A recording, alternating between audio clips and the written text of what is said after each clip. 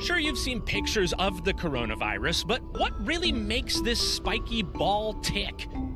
It's too tiny to see with your naked eye, so you gotta think small. Picture just one strand of your hair and stretch that out. Imagine laying a dozen cells across the width of that hair. That's about how big some of your lung cells are. And next to a human lung cell, the coronavirus is still tiny, less than 1/100th of the width. The potent stuff's even smaller. The virus's guts, a strand of something called RNA. Similar to our DNA, this is genetic code, instructions for making copies of the virus. But to do that, the virus needs something it doesn't have. A cell. So it evolved a clever way to get inside yours.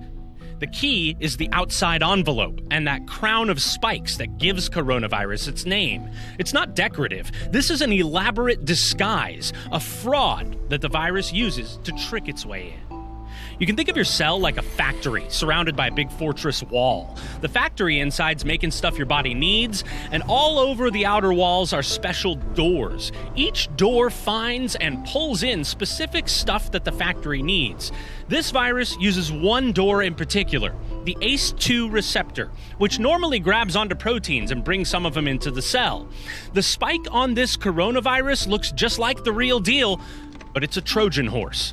Once the receptor grabs that spike, the virus can fuse with your cell's outer wall and slip right through it, almost like a ghost. Inside the human cell, the virus starts uncoding, releasing its RNA.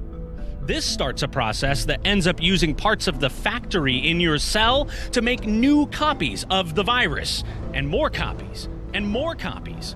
Those new copies start leaving the cell and can travel to other parts of your body to infect more.